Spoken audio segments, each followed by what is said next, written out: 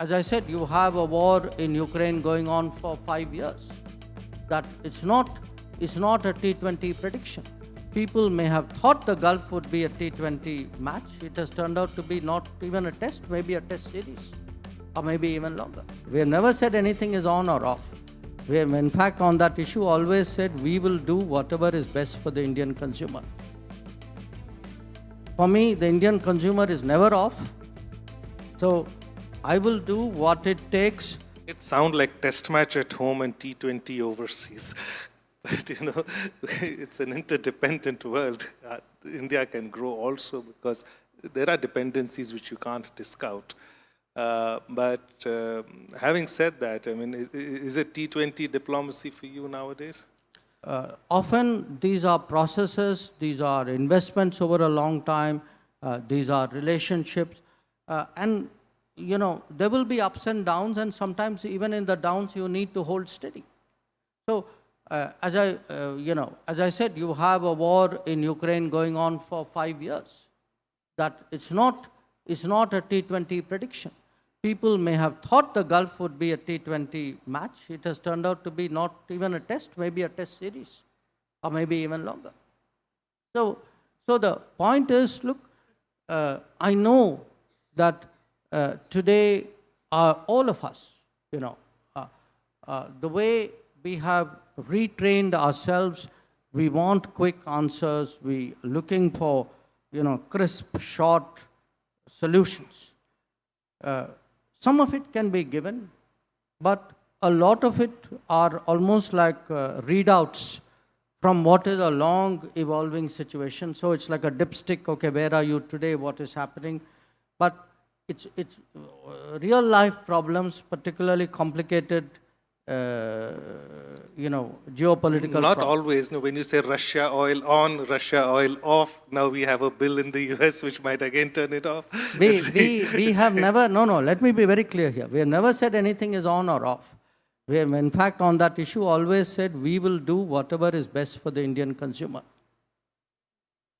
For me, the Indian consumer is never off. So I will do what it takes. I'm very clear on every, I mean, since you are talking about that, let's look at these two conflicts. I mean, people give you that T20 kind of prescriptions. Oh, we have a great relationship on that side and therefore we should have stood with them. I have equities on all sides. I mean, if I look today at what's happening in the Gulf, I have very, very, serious, substantive relations with all the Gulf kingdoms. I have a long history with Iran. I have a very strong relationship with Israel and with the United States. So when you want that, a fast T20 clean-cut answer, how do I give it to you when actually I have to actually play, in a sense, play all four sides? I have the same situation in Ukraine. I have a historical relationship with Russia. I have a relationship with Ukraine, very substantial. There is the European Union to be considered, and now there is the United States to be considered. So whatever is my positioning has to take all of this into account. So it's not, the equation has many more variables and many more vectors than people normally assume. But the bottom line would be that we are not taking positions or decisions with the purpose of which is to please somebody or to look good or to make great headlines. We are looking at what serves the reality of our national interest, often very complex, often very, very practical. I mean, even if you look at the Gulf, I mean, to me, it is finally, I mean, if I have a 10 million community there, if I have an energy issue, if it is a supply chain, it is a connectivity issue, I have to take all of that into consideration. I get that, sir, and you've mentioned West Asia and how we have invested in West Asia, relationships in the Gulf particularly. But sir, if I may, and some of the criticism you may have heard, is that eventually we see Pakistan and its general walking away with the trophies, getting all the accolades and benefits. and now they've signed this Mecca Accord with they say some kind of a collective defense principle akin to the NATO. How do you view these developments, first of all, and Pakistan's ostensibly growing profile? No, look, every country approaches situations like this from their perspective, from their interest, from their history. They are doing it, I assume, from what they think best suits their interest. I am approaching it, as I said, exactly from what suits me. I mean, if you look at it, after all, how many countries are there who have very good relations with Israel and very good relations with Iran? Not too many. I mean, surely that is a factor that I have to take into account. How many countries are there who have 10 million community in the Gulf for whom the welfare of that community comes first and foremost? And therefore, if there is any incident, activity which puts them in harm's way, surely that would be a priority for me.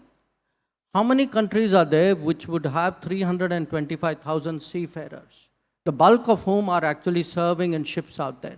So every time there's an attack on commercial shipping, there's a good likelihood that there's an Indian national who's endangered. So my calculations are very unique to me. So I don't think these kinds of comparisons are really fair. I don't think they're really relevant. But does the Mecca Act worry you in any way as a clear and present? It's a defense pact at the end of the day, and we've had a military conflict with our neighbor just recently. Well, look, you think about it. I mean, you refer to it as a defense pact. There are live military situations which each of the signatory faces. What has the Mecca Pact done in response to that? Not everybody has come to everybody's aid necessarily. Is that where you're driving? No, I think you just answered your question.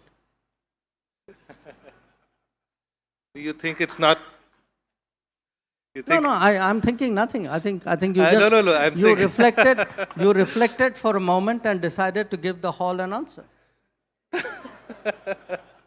So let's leave it at that. That's clever of you. So is it policy or sloganeering on their side? You know, the very fact you're asking me that question is interesting, isn't it? So you are not worried? No, look, it's not that. In my calculus, everything counts. Everything will have a weight. You know, it's not something which is... and sometimes things need to play out as well.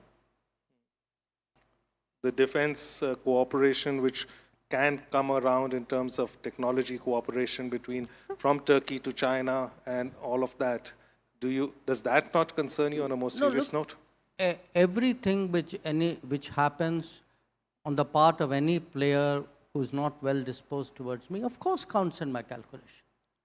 Do multiple when such players, if there are more than one, when they deal with each other, do I take it into account? Of course I take it into account. But would I then proceed to bare my soul to you and everybody else? Of course I will not.